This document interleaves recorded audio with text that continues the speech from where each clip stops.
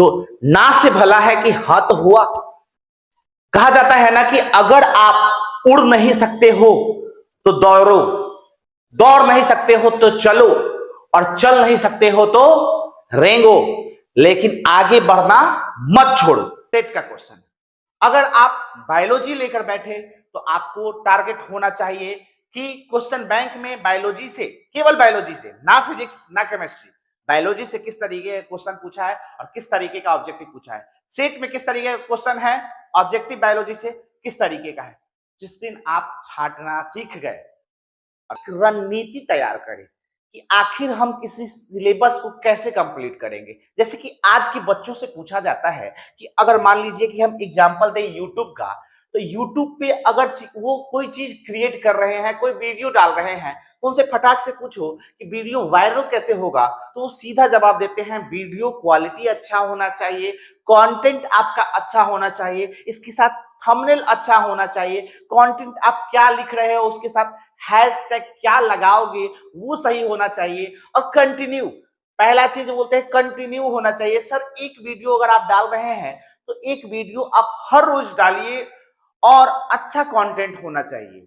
उसी तरीके से हमारा पढ़ाई है, पढ़ाई का एक निश्चित नियमित टारगेट होना चाहिए। वही चीज हम टीचर आपको समझाते हैं कि आप सबसे पहले रणनीति तैयार करो, रणनीति तैयार करो कि हमारा रणनीति क्या होगा। आप एक लक्ष्य को पकड़ो और उस लक्ष्य पे निशाना साधो। इस रणनीति के पीछे आप सबसे पहला चीज, तो आप क्लास 10th में हो, क्लास 9th में हो, क्लास 12th में हो, क्लास 11th में हो, चाहे और भी किसी भी क्लास में, लेकिन सबसे पहले आपका गोल फिक्स नहीं होता है कि आखिर हम अगर पढ़ने जा रहे हैं तो हमारा रणनीति क्या होना चाहिए। कल हमारा अगर साइंस का एग्जाम है, ठीक है, साइंस का एग्जाम है, तो इस साइंस वाले में अगर हमारा फिजिक्स है, केमिस्ट्री है, चाहे बायोलॉजी है, अब हम इसकी तैयारी किस तरीके से करें। स्टूडेंट बस टेंशन लिए जा रहा है, टेंशन लेने से कुछ नहीं होता है। हमें टारगेट फिक्स करना होगा कि आखिर हमारा जो फिजिक्स है, इस फिजिक्स को हम किस तरीके से कंप्लीट करें। अगर आपके पास ज्यादा समय है तो उस तरीके का रणनीति बनाइए, और कम समय है तो उस तरीके का रणनीति बनाइए कि हमारा अगर चैप्टर नंबर, और वो बच्चे रणनीति बना सकते हैं जिनका ये टॉपिक क्लियर हो।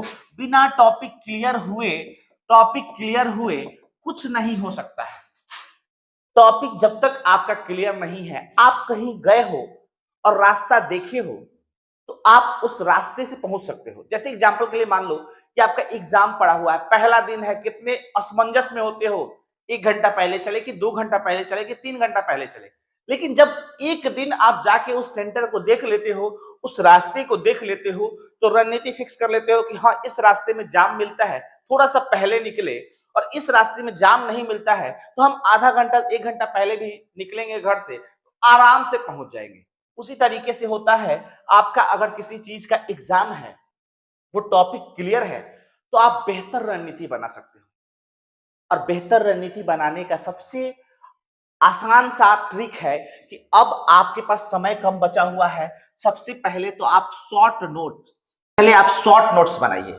शॉर्ट नोट्स जो होता है, शॉर्ट नोट्स में आपको सबसे पहले तो आपके सिलेबस की जानकारी होनी चाहिए। सिलेबस में कौन कौन सा चैप्टर है, चैप्टर के बारे में आपको मालूम होना चाहिए, और उस चैप्टर में कौन सा टॉपिक जो है वो टॉपिक इंपॉर्टेंट है, ये आपको मालूम होना चाहिए। और ये मालूम कब होगा, जब आप उस चैप्टर को पढ़े होगे। तो देखिए, आपको पढ़ना पड़ेगा, आपको रगड़ना पड़ेगा, आपको मेहनत करना पड़ेगा। और मेहनत ऐसा नहीं है कि हम पीछे अगर कमजोर हैं तो आने वाले समय में हम मजबूत नहीं हो सकते।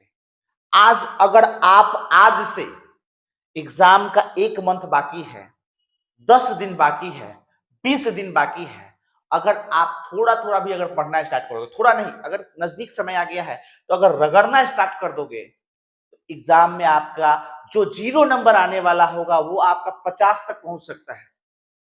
जो आपका 300 नंबर एग्जाम में आने वाला है, 300 प्लस आने वाला है, वो आपका 50 और जोड़ लीजिए, 350 प्लस चला जाएगा।